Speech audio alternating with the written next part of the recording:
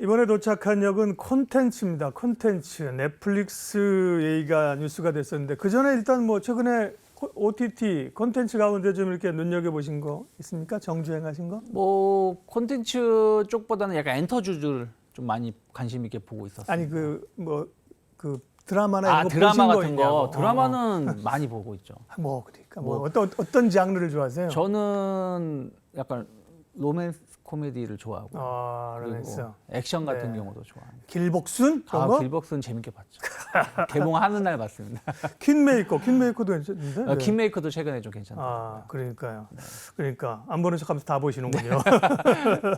네, 오늘 넷플릭스 어쨌든 윤 대통령이 미국 가면서 다들 네. 촉각을 곤두세우고 있잖아요. 그쵸. 뭐가 뉴스가 터지지? 네. 뭐 항공기 방산 얘기도 있고. 판다는데 네. 그다음에 원전 웨스팅하우스랑 네. 해결되나? 근데 이제 넷플릭스에서 그 대표인가 회장인가 만나면서 투자하겠다는 얘기가 나왔는데요. 네.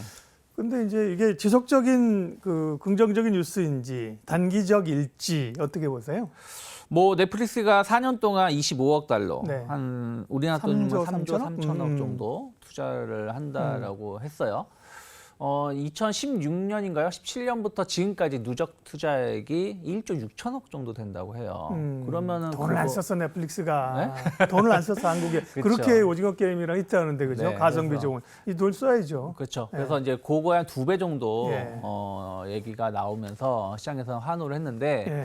중요한 거는 넷플릭스는 국내 투자를 더 하면 했지 줄이진 않을 거예요. 그렇겠죠. 왜 네. 그러냐면 오징어 게임이 한 200~300억 정도 그 제작비가 네. 들었다고 하는데 뭐 그 100배 가까이를 그러니까요. 뽑아먹지 않았습니까? 오겜2 나온다는데 언제 그래, 나오지? 오징어 그죠? 2는 네. 아직 뭐 내년 네. 정도 좀 예상하고 있는데 네. 아마 내년에 나오는 오징어 2는 지금 1편의 제작비의 최소 한 3~4배 정도 될 거라고 좀 평가가 되고 있어요. 그러니까 무슨 얘기냐면 1조 6천억 그동안 쓴 돈이 뭐 엄밀히 따지면은 지금 넷플릭스든 뭐 디즈니 플러스든 정말 대작들 뭐 그 작품들의 한 시즌 값 정도? 그러니까 예를 들어서 뭐 8편, 10편짜리의 제작비 정도가 그동안 투자된 거라 보면 될 것 같아요. 네. 왜냐면은 진짜 제작비 많이 들어가는 거는 한 편당 뭐 1,200억씩 막 2,000억씩 막 든다고 하니까요.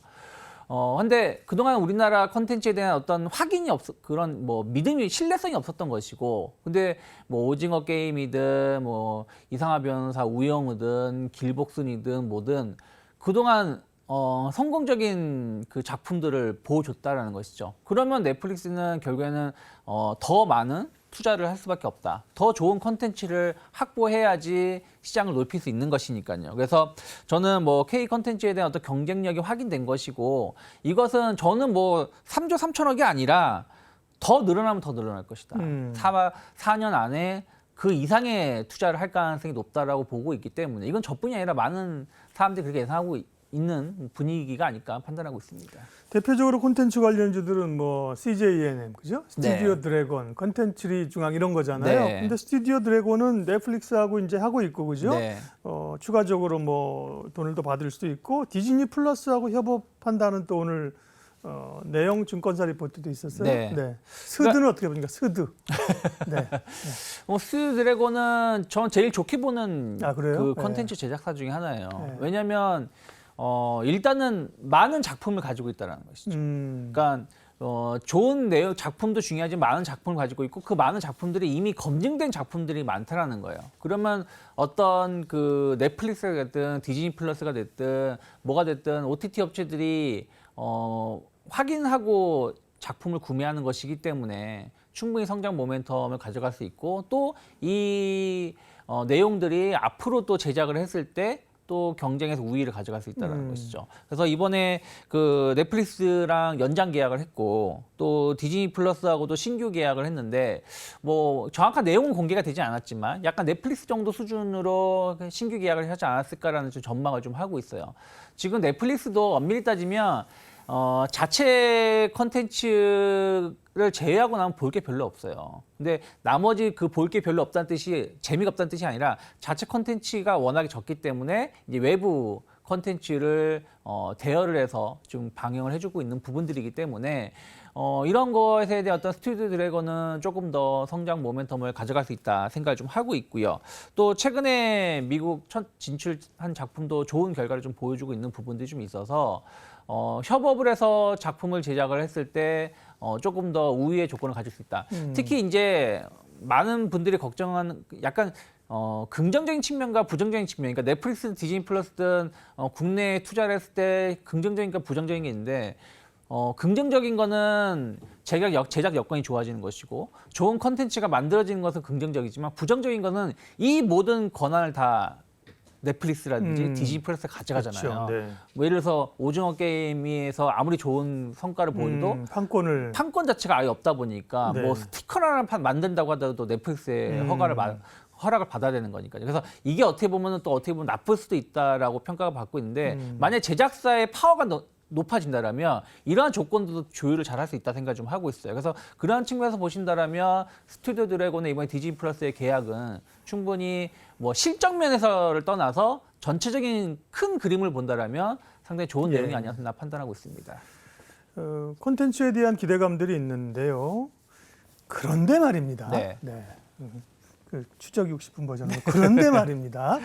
그 엔터주 같은 경우는 사실은 엔터 같은 경우죠. 네. 사실은 글로벌 그 수요자들한테 막 직접 그 과금을 하잖아요. 그죠? 네. 그 공연도 오고 그다음에 뭐 음반도 사고. 근데 말씀하신 것처럼 콘텐츠 같은 경우는 이게 좀 이렇게 제한적인 거 아닌가. 제한적이죠. 그래서 콘텐츠보다는 주가도 그렇고 그죠. 네. 스튜디오 콘텐츠보다는 엔터주가 더 이런 보면 전망이 밝은 것이 아닌가 이런 생각도 해보는데. 그렇죠. 그러니까 말씀하신 것처럼 아티스트를 확보해 놓고 또 그걸로 양질의 컨텐츠를 만들어서 수익을 높일 수 있는 엔터사들이 어떻게 보면 길게 보면은 여전히 성장 모멘텀이 있다 생각 좀 하고 있어요.